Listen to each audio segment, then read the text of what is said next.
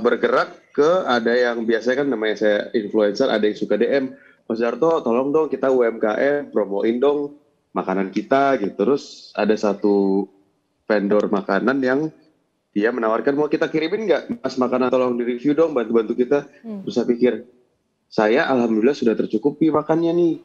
Gimana kalau kita bikin gerakan bikin untuk makan pasien isoman?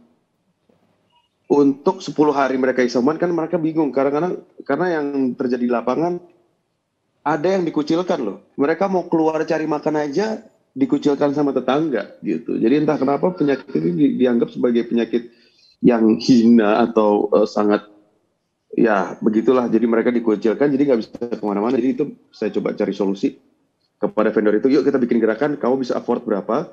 Saya tambahin kita kasih makan 10 pasien isoman selama 10 hari. 2 kali makan sehari, siang dan malam.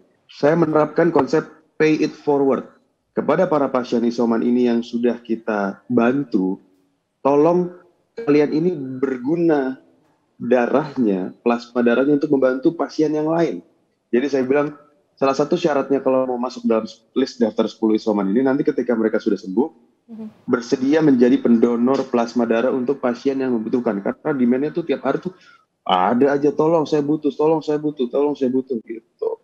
Ya, yang dilakukan oleh Mas Darto mencerminkan jati diri masyarakat Indonesia ya. Kita kan dari dulu didengung-dengungkan bahwa masyarakat Indonesia ini adalah masyarakat gotong royong. Katanya kalau Pancasila itu diringkas gitu ya, sila 1 sampai 5 itu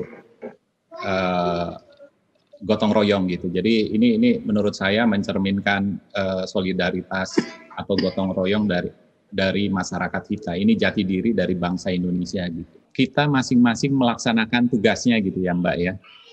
Pemerintah membuat kebijakan dan kemudian mengalokasikan anggaran, kemudian aparatur pemerintahan di level pelaksana membagikannya.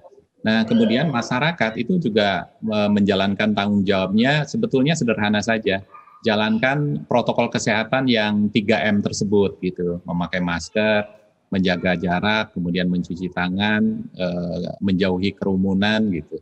Menjalankan itu. Terus kemudian jangan takut juga untuk divaksin, segerakan kalau misalnya ada kesempatan untuk divaksin, itu segerakan ikut, jangan takut atau jangan terpengaruh dengan berita-berita hoax gitu. Jadi kalau saya sih melihatnya hanya bisa ditanggulangi kalau kita semuanya bekerja sama dan melaksanakan porsinya masing-masing. 2, itu tadi lakukan prokes, protokol kesehatan, menjaga jarak, memakai masker, kemudian menjauhi kerumunan, mencuci tangan gitu. Sama 1, divaksin, gitu aja Mbak. Ya, terakhir Pak Panutan, bagaimana dengan kesimpulan soal bantuan sosial dari pemerintah? Silakan Pak.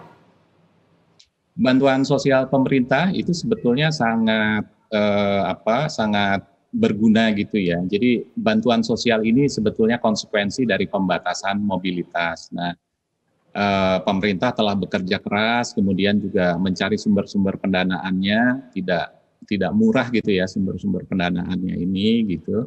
Sampai pemerintah harus melebarkan defisit di APBN-nya gitu, salah satunya karena pandemi COVID-19 ini gitu.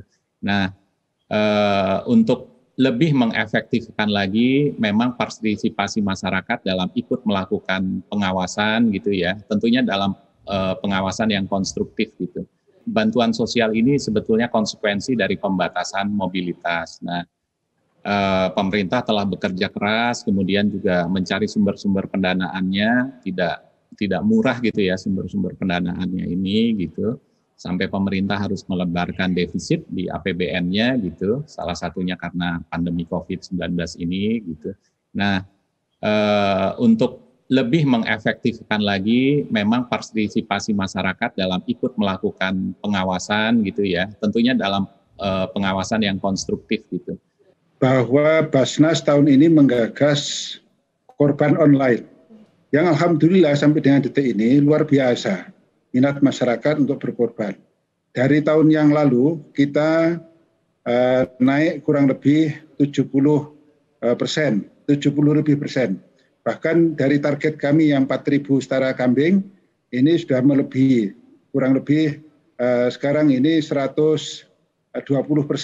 Artinya sudah melebihi target 20%. Itu artinya menunjukkan bahwa masyarakat ini sangat luar biasa dalam rangka untuk membantu yang lain dalam rangka meringankan beban COVID ini melalui korban yang telah digagas oleh Badan Amil Zakat Nasional. Dan apa yang telah kami peroleh kemudian kami sebarkan ke seluruh Indonesia sesuai dengan permintaan yang sudah masuk ke kami. Begitu juga ada sebagian yang kami kalengkan, yang di situ nanti juga akan bermanfaat bagi masyarakat di daerah-daerah perbatasan khususnya yang memang sangat membutuhkan.